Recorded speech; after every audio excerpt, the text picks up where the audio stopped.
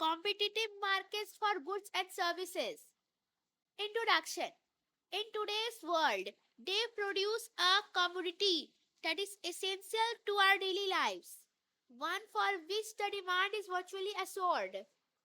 And yet, many, even as farm prices are reaching record highs, seem to live on the margin of failure. Thousands of driven out of business each year. We provide billions of dollars in aid for them, but still we hear of the hardships many of them face. They are nature's farmers. What is it about farmers and farming? The arouses are concerned. Much of the answer probably lies in our sense that its farming is fundamental to the American way of life.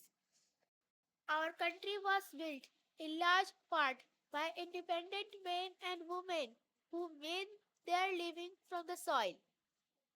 Many of us perceive their plight as our flight, but part of the answer lies in the fact that farmers do. In fact, they face a difficult economic environment. Most of them operate in highly competitive markets that tolerate few mistakes and generally offer small rewards. Finally, perhaps our concern is stirred by our recognition that the farmer's plight is our blessing.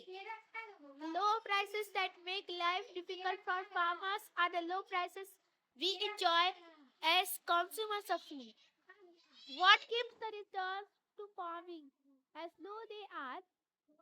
What holds many farmers in the situation in which they always seem to be just getting by?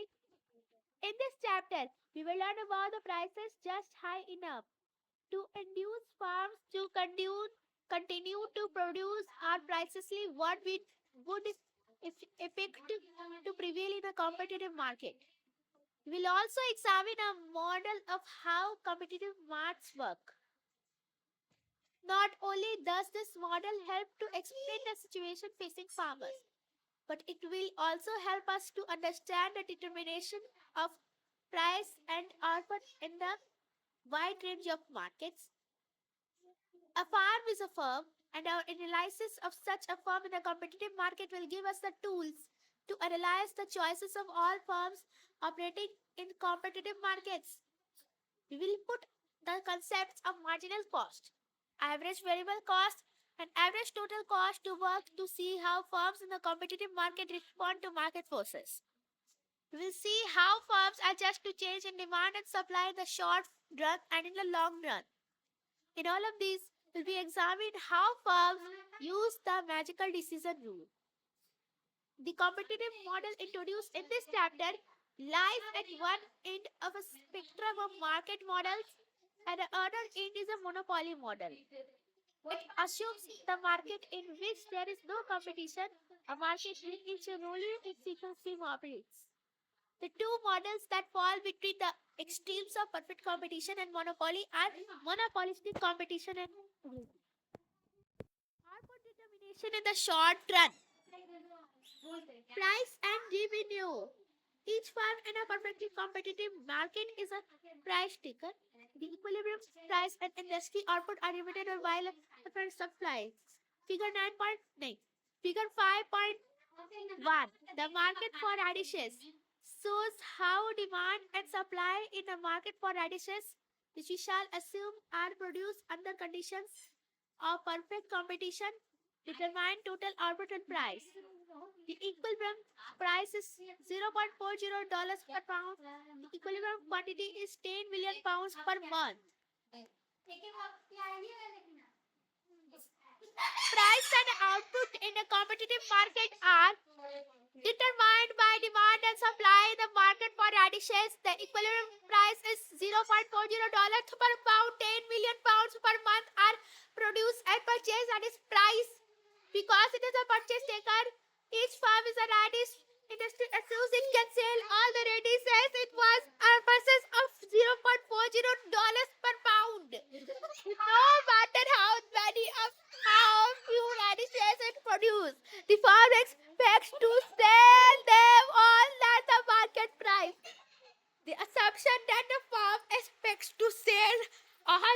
radishes it works and the market price is crucial.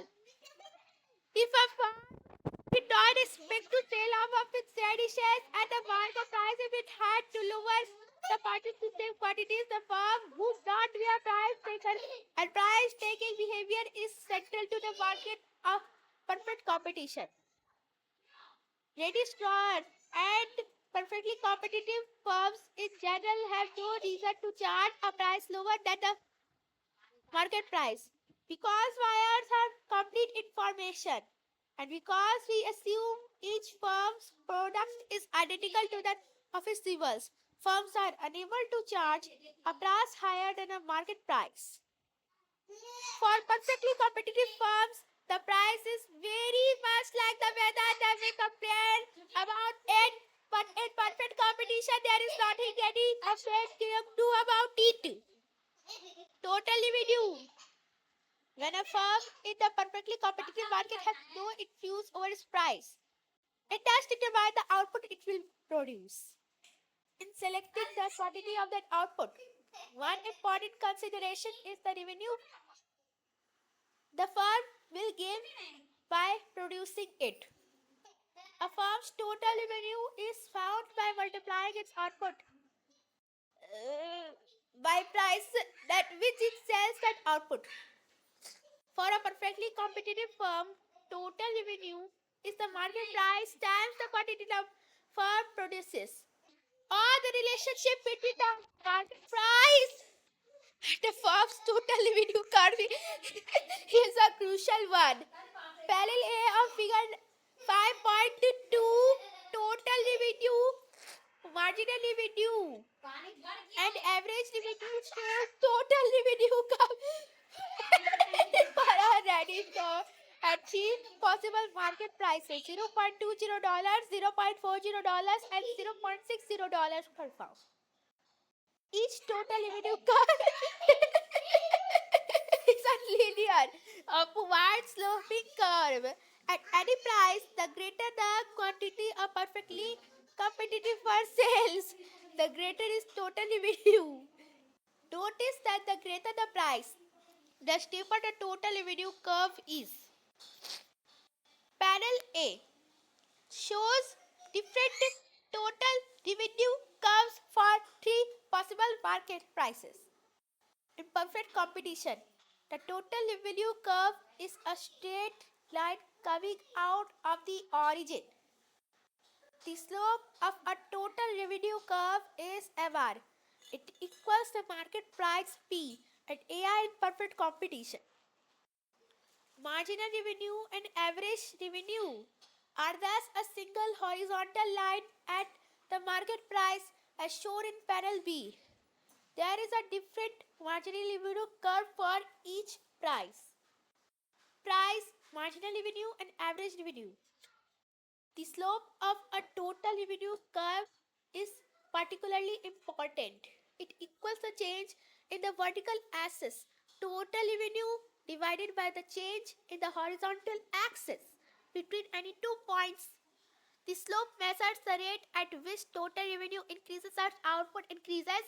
We can think of it as the increase in total revenue associated with a 1 unit increase in output. The increase in total revenue for a 1 unit increase in quantity is marginal revenue. Thus, marginal revenue equals to the slope of the total revenue curve. How much additional revenue? How much additional revenue plus a radish proponi? No, radish producer gain from selling one more pound of radishes? The answer, of course, is the market price for 1 pound.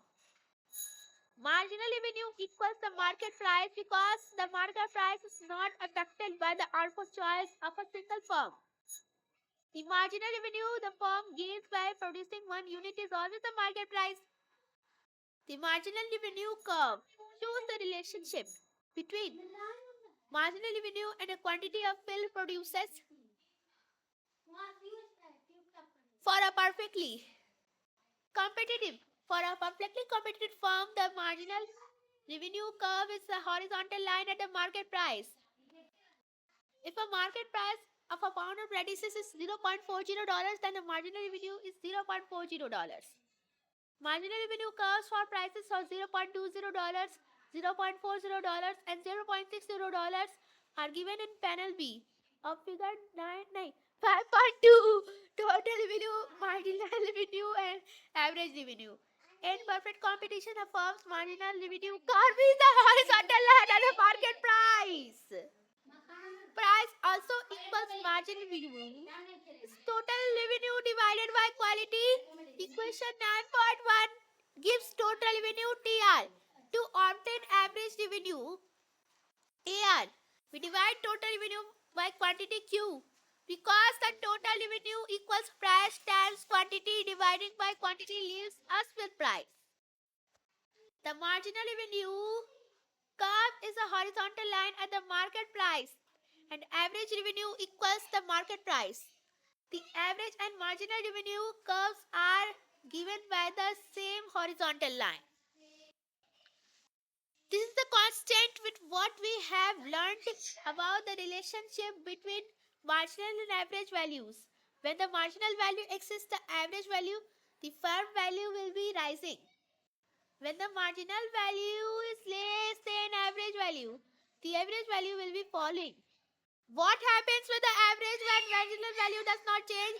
As in the horizontal curves of panel B of figure 5.2, total revenue, marginal revenue, and average revenue. The marginal value must equal the average value. The two curves coincide.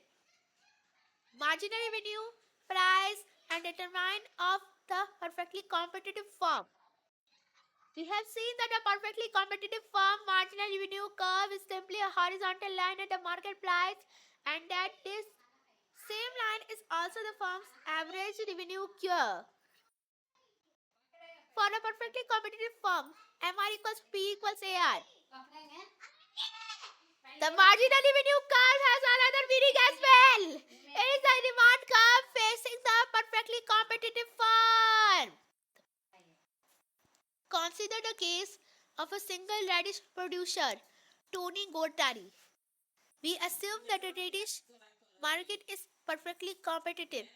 Mr. Gortari runs a perfectly competitive firm. Suppose the market price of radishes, suppose Suppose the market price of radishes is $0.40 per pound. How many pounds?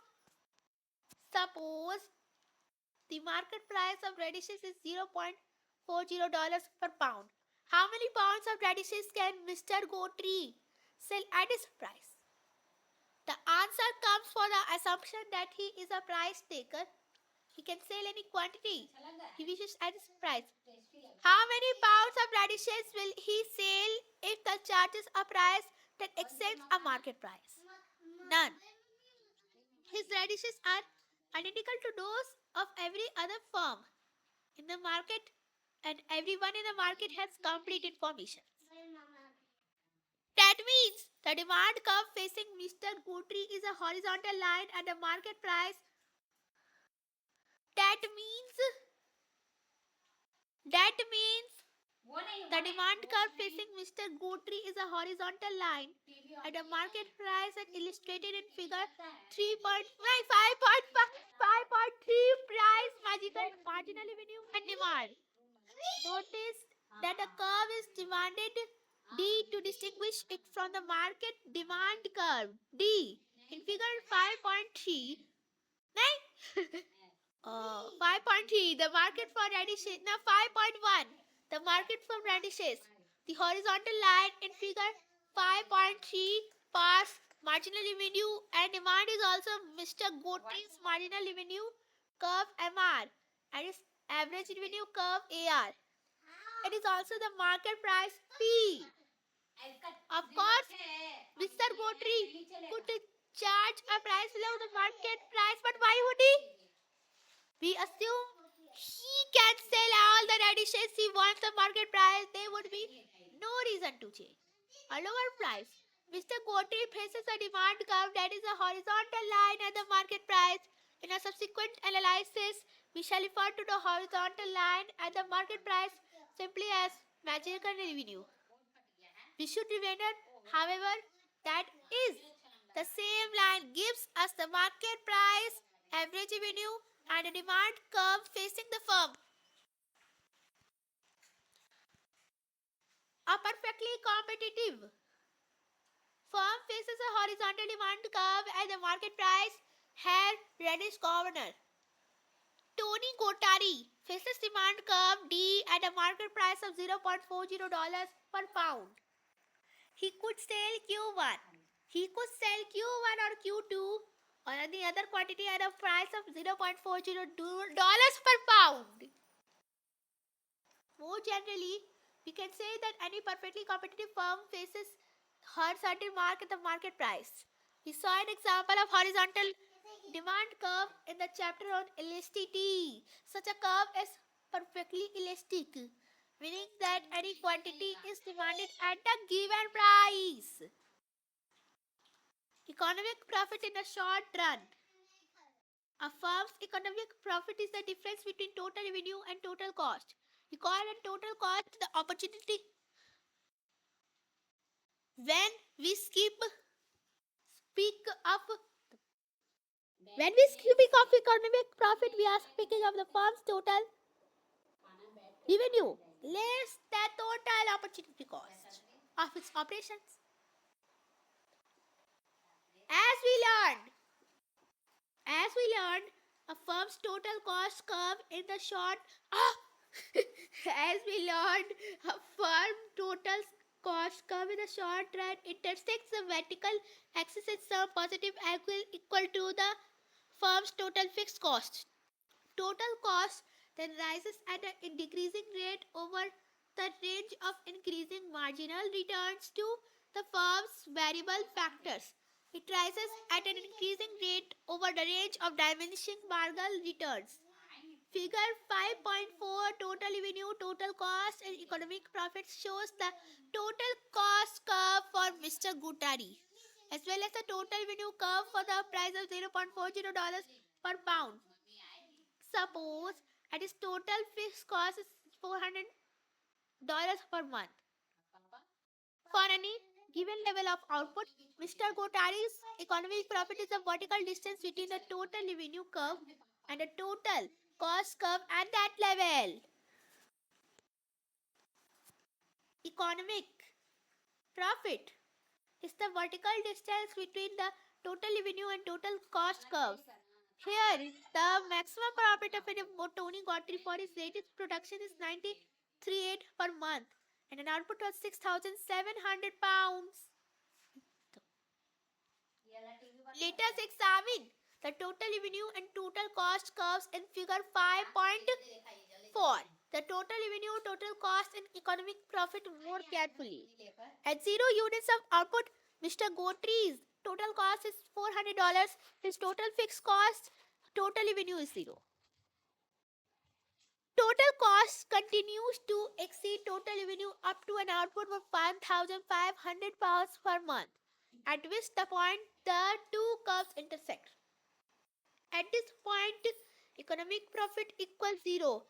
As Mr. Gotri expands output above 1,500 pounds per month, total revenue becomes greater than total cost. We see that a quantity of 1,500 pounds per month, the total revenue curve is steeper than the total cost curve because revenues are rising faster than the cost. Profits rise with increased output. As long as the total revenue curve is steeper than the total cost revenue, profit increases a firm is the output. Figure 5.5 applying the marginalization rule shows how a firm can use the marginalization rule to determine this profit maximizing output. Panel A shows the market for radishes, the market demand curve and supply curve that we had in figure 5.1. The market for radishes, the market price is $0.40 per pound. In panel B, the MR curve is given by a horizontal line at a market price. The firm's marginal cost curve MC intersects the marginal revenue curve at the point where profit is maximized. The maximal government maximize the profits while producing 6,700 pounds for radishes per world. That is, of course, the result we obtained in figure 5.4 total value to cost and economic profit. Where we saw that the firm's total revenue and total cost curves differ by the greatest amount at the point at which slopes of the curves equal marginal revenue.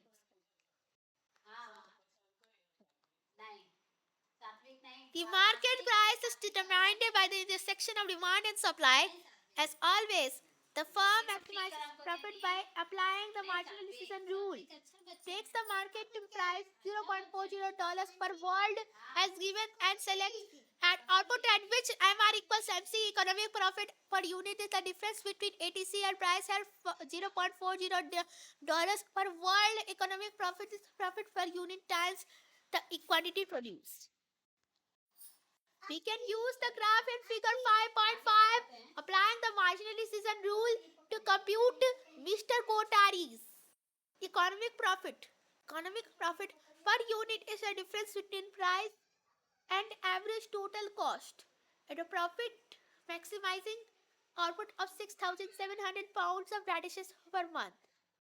Average total cost ATC is 0.206 per pound as shown in figure panel B. Price is $0.40 per pound, so economic profit unit is $0.40 per pound. Economic profit is found by multiplying economic profit per unit by the number of units produced. The firm's economic profit is just $938, $0.104 and to $6,700 per world. It is shown graphically by the area of shaded rectangle in panel B. This area equals the vertical distance between marginal revenue MR and average total cost ATC and an output of 6,700 pounds of radishes times the number of pounds of radishes produced 6,700 in figure 5.5 applying the marginal decision rule. Economic losses in the short run. In the short run, the firm has one or more inputs where quantities are fixed. That means that in the short run, the firm cannot leave its industry even if it covers all of its costs, including both its variable and fixed costs. Going entirely out of business is not an option in a short run. The firm may close its doors, but it must continue to pay its fixed costs. It is fixed to accept an economic loss, the amount by which its total cost exceeds its total revenue. Suppose, for example, that the manufacturer signed a 1-year lease on some equipment. It must make payments for this equipment during the term of this lease, whether it produces anything or not. During the period of the lease, the payments represent a fixed cost from the world. The firm has been experiencing economic losses, whose economic profits have become negative in the short run, may either continue to produce or shut down its operations, reducing the output to zero. It will choose the option that minimizes its losses. The crucial test of whether to operate or shut down lies in the relationship between price and average variable cost. Producing to minimize economic loss. Suppose the demand for radishes passed to D2 as shown in figure A of figure 5.6, suffering economic loss in the short run. The market price for radishes plunges to $0.18 per pound. This is below average total cost. Consequently, Mr. Gotari experiences negative economic profits a loss. Although the new market price falls short of the equity total cost, it still exceeds average variable cost shown in parallel B as ABC. Therefore, Mr. Gotri should continue to produce an output at which the marginal cost equals marginal revenue. These curves labeled MC and MR2 intersect at parallel B at an output of 4,400 444 pounds of radishes per month. Tony Gautry experiences a loss when prices below ATC thus in panel B. As a result of the reduction in demand, the price is above ABC. However,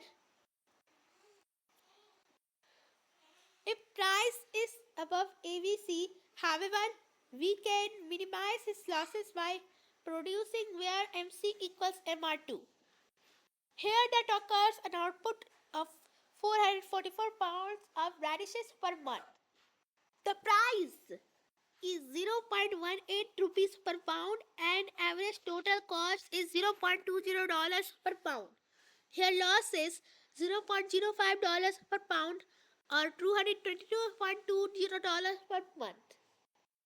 When producing 4,444 pounds of radishes per month, when producing 444 pounds of radishes per month, Mr. Gotri faces an average total cost of $0.20 per pound. At a price of $0.10 per pound, he loses at a last price of $0.10 per pound, he loses a nickel on each pound produced. Total economic losses and an output of 4,444 pounds per month and thus $222.20 per month. No producer likes a loss. But the loss solution shown in figure 5.6, suffering economic losses in the short run is the best Mr. Gautry can attain. Any level of addition of other than one at which marginal cost equals one revenue with the world produce even greater losses.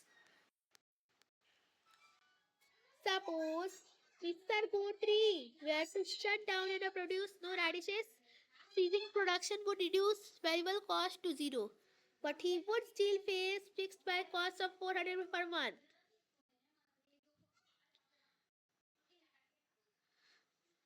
By shutting down, Mr. Gotri would lose $400 per month.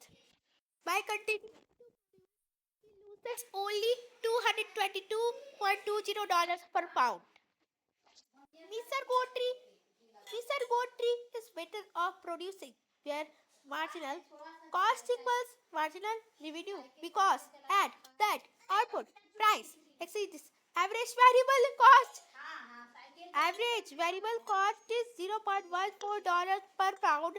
So by continuing to produce, he covers his variable cost with $0.40 per pound left over to apply to fixed costs. Whenever price is greater than average variable cost, the firm maximizes economic profit or minimizes economic loss by producing the output level at which the marginal revenue and marginal cost curves intersect. Shutting down to minimize economic losses. Suppose price drops below a firm's average variable cost. Now, the best strategy for the firm is to shut down, reducing its output to zero. The minimum level of average content cost, which offers a non-intersection of the marginal cost curve and the average variable cost curve, is called the shutdown point.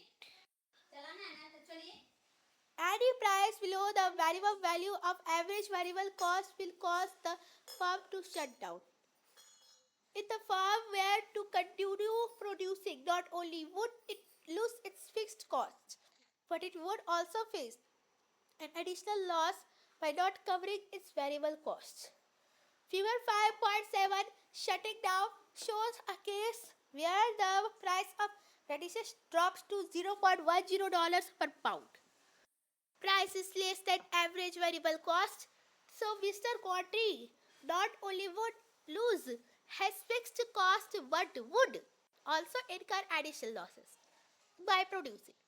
Suppose, for example, he decided to operate where marginal cost equals marginal revenue, producing 1,700 pounds for radishes per month.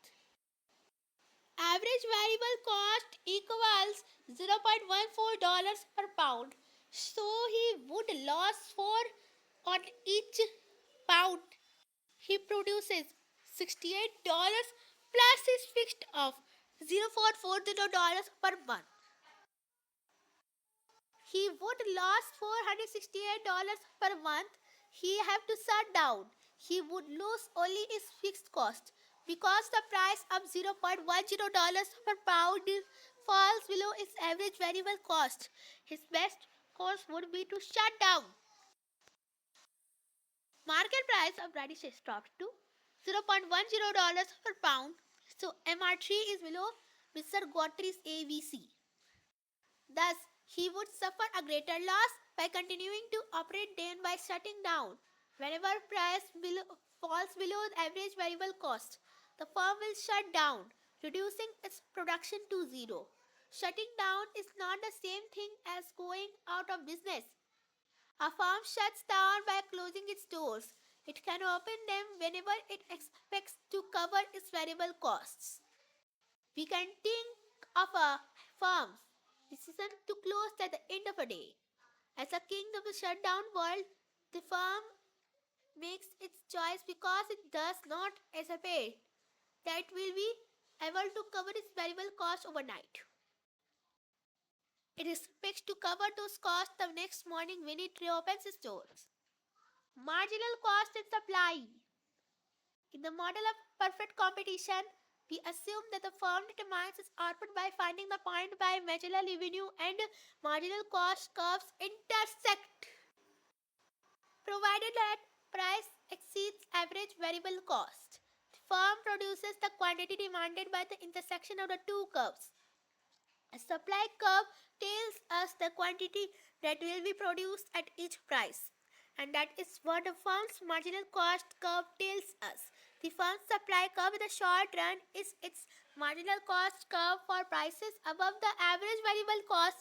At prices below average variable cost, the firm's output drops to zero. Panel A of figure 6.5.8 marginal cost and supply shows the average variable cost and marginal cost curves for a hypothetical astrologer, Madame Lafarge, who is in the business of providing astrological constitutions over the telephone. We shall assume that its industry is perfectly competitive. At any price below $10 per call, Madame Lafarge would shut down. If the price is $10 or greater, however, she produces an output for which price equals marginal cost. Marginal cost curve is thus her supply curve at all prices greater than $10. Marginal cost and supply has shown below with panel A and panel B within their completed courses of the panels. The supply curve from a firm is that position of its MC curve that lies above the ABC curve shown in panel A. To obtain the short run supply curve for this industry, we add the outputs for each firm at each price. The industry supply curve is given in panel B. Now suppose that the astrological forecast industry consists of Madame Lafarge and thousands of other firms similar to hers. The market supply curve is found by adding the outputs for each firm at each price as shown in panel B of figure. Say 5.8 marginal cost and supply at a price of $10 per call. For example, Madame Lafarge supplies 14 calls per day. Adding the quantity supplied by all the other firms in the market, suppose we get a quantity supplied of $280 per month. Notice that the market supply curve we have drawn is linear. Through the book, we have made the assumption that market demand and supply curves are linear in order to simplify our analysis. Perfect competition in a long run. In a long run, a firm is free to adjust all of its inputs. New firms can enter any market, existing firms can leave their markets. We shall see in this section that the model of Perfect competition predicts that at a long run equilibrium, production takes place at the lowest possible cost per unit and that all economic profits and losses are eliminated. Economic profit and economic loss.